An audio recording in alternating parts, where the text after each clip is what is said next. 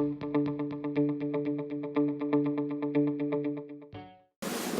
Sobat Wonet, apa kabar? Ketemu lagi dengan Tina dan selamat datang di Wonet Indonesia YouTube channel.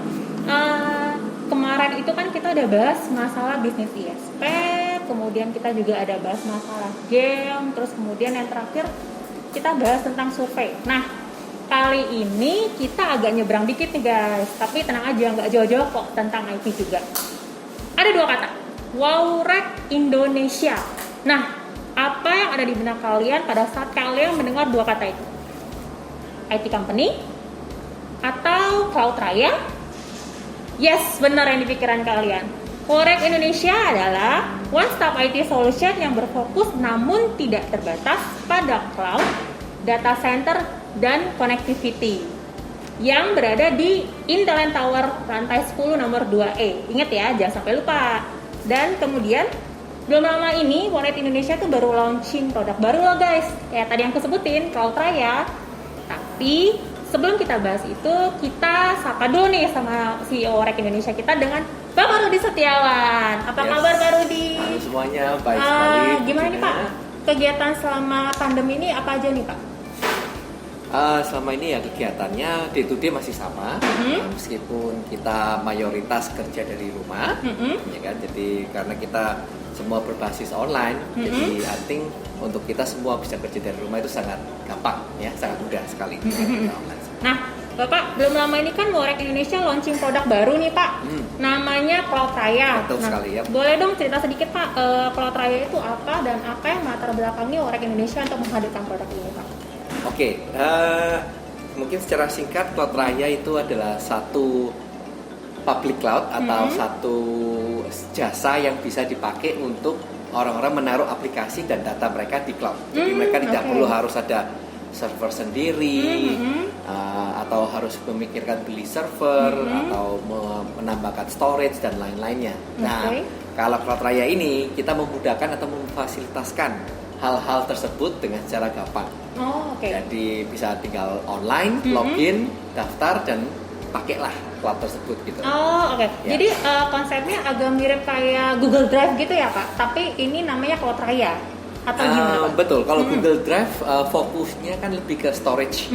Nah, kalau Cloud Raya ini bisa nggak hanya storage saja, bisa juga kayak tenaga komputasi, terus mungkin, tapi ya intinya dari cloud ini kalau orang memakai itu rata-rata mayoritas akan memakai untuk storage tersebut. Nah, kalau kita ngomongin storage ini, nah ada kayak kapasitasnya nggak sih Pak? Maksudnya maksimum atau minimum storage yang bisa tersimpan di dalam Cloud Raya ini Pak?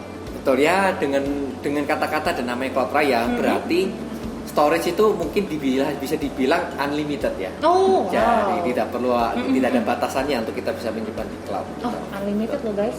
Gila. Jadi sebanyak apapun nanti dari si pengguna ini nggak perlu takut misalnya kayak dia bakalan kosong atau habis gitu, nggak perlu takut ya Pak ya? Betul ya.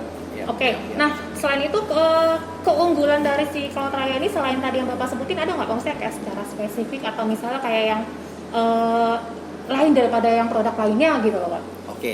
Jadi Cloud Raya ini is all about simplicity. Jadi sesimpel mungkin atau semudah mungkin untuk mengoperasikan cloud-cloudnya kita ya. Jadi kalau mungkin di beberapa tetangga gitu, mungkin mereka harus menentukan atau melaksanakan misalnya 5 kali action, kita hanya mungkin cuma 2 atau 3 action saja. Jadi mempercepat proses untuk itu. Sesuai tadi yang Bapak bilang ya, simplicity ya guys. Jadi kalau yang biasanya 5 kali untuk nyimpan itu kita hanya bisa dalam sekali 2 kali itu udah langsung masuk semua ke si Cloud Raya itu ya Pak. Betul. Itu mantep banget tuh guys. Jadi buat kalian yang misalnya kayak punya data besar yang mungkin kayak aduh ini keberatan data gitu ya Pak. Jadi mesti berulang-ulang. Nah ini dengan si Cloud Raya ini bisa nih guys, kan lebih cepet dan lebih singkat waktunya ya Pak ya. Dan juga lebih aman. Lebih aman nih Pak. Betul.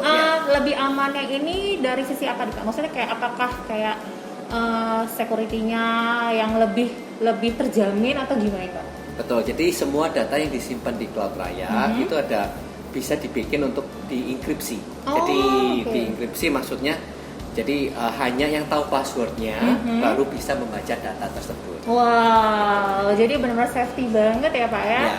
Oke. Terus kemudian nih Pak, sekarang ini kan pandemi itu kita sudah lumayan ya dari April lah Pak. April, Mei, Juni, Juli, Agustus, September kurang lebih udah 6 bulan nih Pak.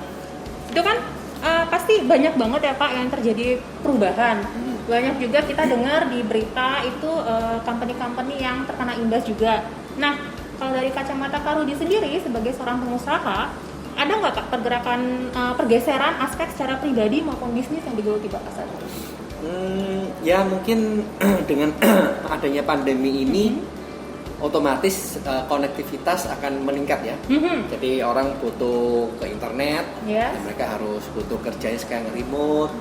Sekarang meeting pun kayak contoh kayak kita kalau kita mau meeting online kan sekarang kita pakai Zoom nih, ya kan. Jadi otomatis Zoom ini akan menyimpan data, ya kan. Nah data ini akhirnya mereka akan pikir mau taruh di mana datanya. Nah otomatis, of course salah satu dari itu konektivitas dengan cloud ini akhirnya saling mutual benefit. Jadi kalau adanya internet yang naik, nah, cloud kita juga akan makin menaik gitu ya. Jadi kalau secara singkat ya kita ada kenaikan secara number of usage di dalam cloud yang dulunya mungkin orang masih adaptasinya pelan. Nah, di saat ini adaptasinya mungkin buat orang-orang yang belum pernah pakai cloud akhirnya dipaksa istilahnya untuk memakai cloud. Nah, jadi otomatis kalau secara di bisnis, yes, we see an increase orang yang memakai cloud ini ya Pak. Ya, nggak hanya mungkin tentunya, nggak hanya connectivity aja gitu. Gitu. Wah, terus kalau misalnya tadi kita ngomongin secara bisnis, kalau untuk secara pribadi nih Pak, maksudnya ada perubahan juga yang terjadi di diri Bapak? Ya, akhirnya yang harus di rumah kerja atau remote working ya, istilahnya lebih capek sih. Oh, oke. Ya, kenapa? Karena lebih capek itu dengan adanya internet kan kita bisa bergerak cepat ya. Yes, betul Pak. Jadi kalau kita mau meeting, yuk meeting. Langsung online. Ya kan? Tapi kalau kita kerjanya di kantor, kalau mau meeting, ketemu ya Pak ya. 5 menit lagi ya ketemu di sana. Ini masih ada delay gitu. Jadi all these things yang affect secara pribadi. Juga ya anak-anak sekolah sudah mulai sekolah juga, ya kan. Banyak anak-anak sekolah yang online, I'm pretty sure orang tuanya juga harus beradaptasi online ya Pak ya. Oke, tapi at least paling nggak balance ya Pak untuk yang tadi kita tanyakan yang secara aspek yang pribadi maupun bisnis itu balance ya Pak pergeserannya atau gimana nih Pak? Ya, dibilang balance ya ada balance ya betul. Ya kalau dibilang balance ya yes ada balance, tapi ya mungkin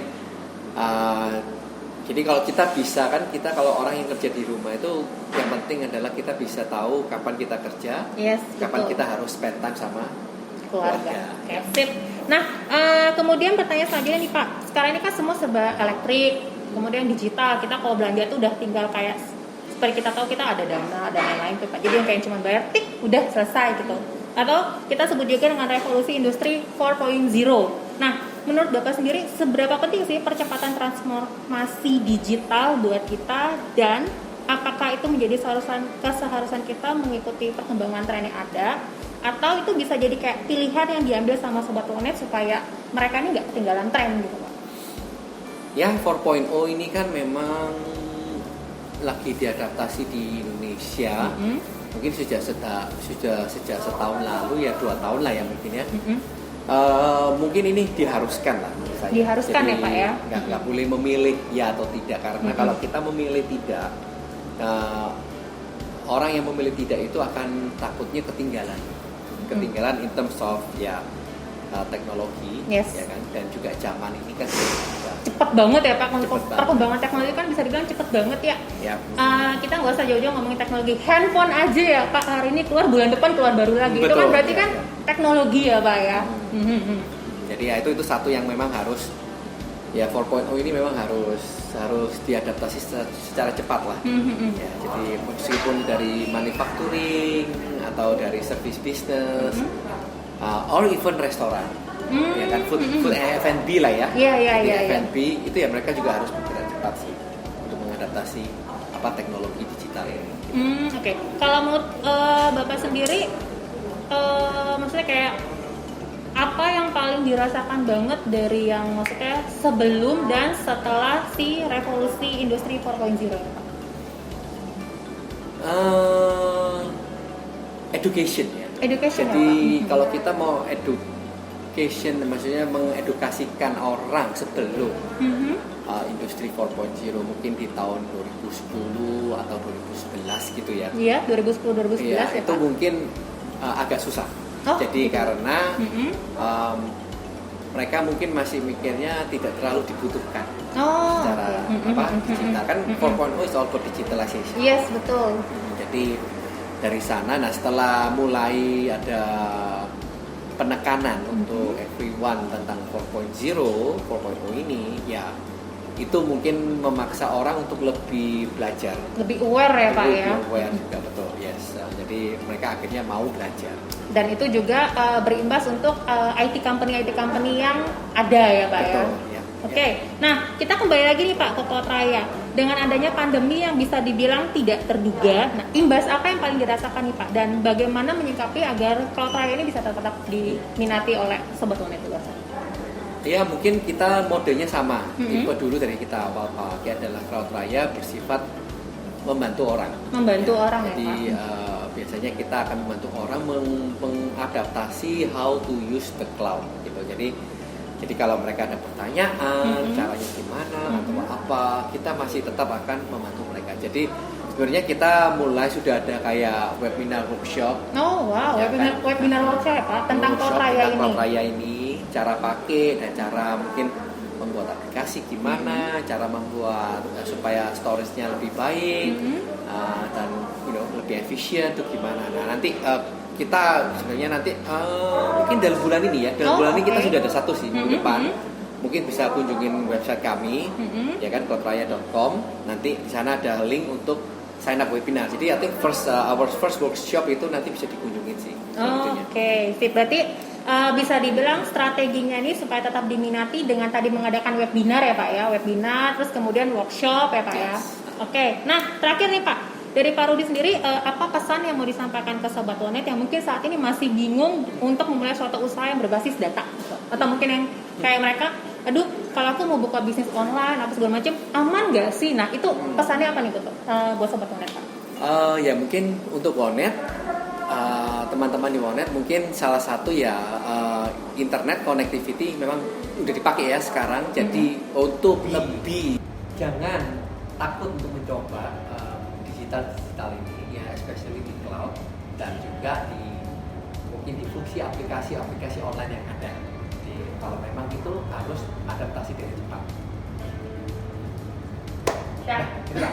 Thank you Pak Rudi untuk meluangkan waktunya buat Sobat Wonet. Kemudian udah mau sharing knowledge juga tentang produknya sama kita. Dan buat kalian yang tertarik bisa langsung cek websitenya di cloudraya.com seperti tadi yang Pak Rudi bilang ya. Ada informasi tentang webinar, mungkin ada workshop ya Pak ya. Jangan lupa di cloudraya.com. Last but not least, thank you buat watching untuk Wonet YouTube channel. Jangan lupa subscribe dan klik tanda bell supaya gak ketinggalan update dari kita. As always, Wonet thinks it is your